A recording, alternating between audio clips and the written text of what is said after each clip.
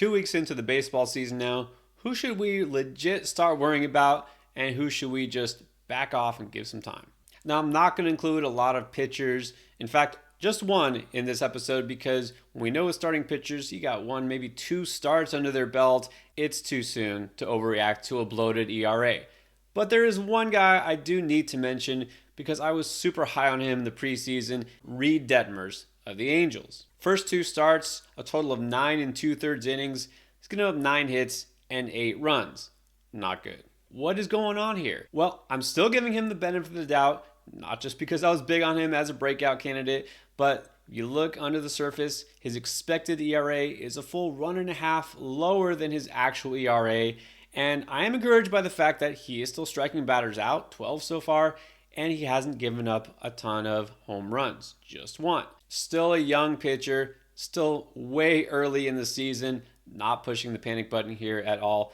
Now, I won't mind keeping him on the bench until things start to turn around. Let's not forget last year, Detmers got off to a rocky start.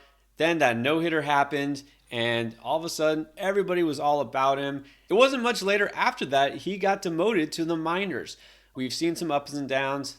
That's what happens with young pitchers. So for now, I'll say you can bench him, but don't drop unless you really need the roster space. Another popular sleeper in the preseason, a guy I know I was also big on, Alejandro Kirk in Toronto.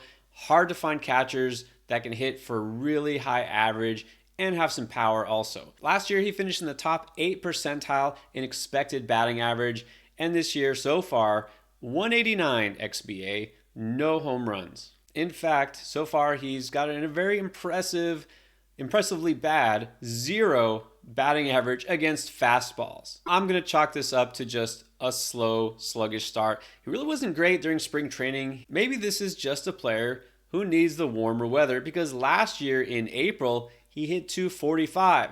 Didn't get off to a stellar start in 2022 and eventually turned it around. I think we'll see better things from him. You definitely have to hold tight. Again, catchers are a premium when they can hit. You have to keep him in your lineup and just wait it out at this point. So I'm definitely not worrying about him. He's got the hit tool. He's got what you want in that premium spot in the Toronto lineup. Just so happens he's not doing very well early in the season. All right, this ought to be a quick one. A guy you'd think you don't have to worry about, and that's Alex Bregman of the Astros. Well, Bregman not exactly living up to his status and his ADP so far. Right now hitting 146, no home runs, 1 RBI. Now on the one hand, I'll say not worried because his plate discipline is still just as good, taking a ton of walks, which, look, in fantasy, let's face it, you have one of your high-end draft picks, a starter, and you see him at the plate, trotting to first base because he took a 4-pitch walk. You're not throwing a parade, okay? You want to see some hits, especially some home runs from a guy like this. The good thing is the plate discipline is there. We know his track record. You shouldn't even have to think about this. But here's one reason I am a little worried long-term and why I really wasn't that into Bregman. We know what he's done in the past. Of course, we know what he does in the playoffs. But last year, over the full season, 23 home runs. Of the home runs that he did hit, his no-doubter percentage, which tracks how far the ball went, was lower than ever. So fewer home runs, but also the distance is dropping a little bit each year. We know that he's just past prime age. I don't think we're getting elite power numbers from him anymore. So in general, not worried about the batting average. He'll definitely score a bunch of runs, and the RBIs I think will be fine. But I don't know that you should really expect anything north of 25 home runs this year. And so for that reason, while I'm not necessarily panicked about him, I am lower on him than I have been before. And this sluggish start isn't really helping things out. There's another slugger with a very anemic stat line so far. So Josh Bell, now in Cleveland, not starting out too well in his Guardian career. So far, a total of 3 base hits in 47 plate appearances. That's a cool, or should I say cold, 0.81 batting average. Not a single barrel among them. This is a guy who usually squares up the ball pretty well. Definitely a power bat. That's what you're looking for. Well, when he does hit the ball hard, it is straight in the ground or just straight down. Somehow has managed a negative 6.2 launch angle so far, and he's hitting the ball on the ground 80% of the time. Don't know how familiar you are with Josh Bell, but he's not legging out a whole bunch of ground balls these days. So at this point, this guy has to start hitting line drives. He has to lift that launch angle. We know he can do it. He's done it before. But again, after a couple of down seasons, and he showed some promise in the second half of last year, I gotta worry that maybe Josh Bell is not going to ever quite get back to what he looked like he was going to be maybe his second year in the majors with Pittsburgh. I wouldn't blame you if you're in a 12 or 10 team league, shallow league where you don't have a corner infield spot, if you do want to go ahead and replace him, because we're not really sure how long it will be before he turns things around, if that happens. Now, I would say I don't even have to panic about Cody Bellinger, because I haven't really thought about Cody Bellinger in fantasy for the last couple of years.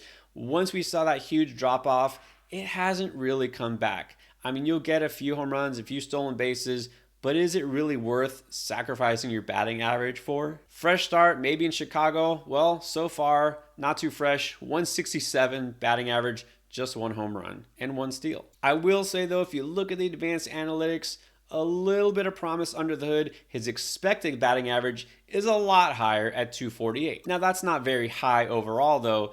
And with Bellinger, based on what we've seen the last couple of years, I can't be too optimistic. This is one of those players that the shift ban should help dramatically. Hasn't happened so far. Maybe some more balls will start falling in. But at this point, look, you took a flyer on him. You're hoping for some counting stats. I haven't seen anything that's really going to make me think it's going to happen. He's still rosterable. I'm definitely worried that just we have seen the best he has to offer, and that was back in 2019. And that brings me to Max Muncy. It seems like we keep giving him a pass for these low averages because remember, had the power. Remember what he's done over his career. I remember, but what is he going to do for me today and tomorrow? What he's done so far is bat 121 on the young season and strike out 40% of the time. There were some major concerns about him last year and going into the draft this year because that elbow was sore, was bothering him. Hadn't required him to miss a lot of time, but it doesn't seem like he is right.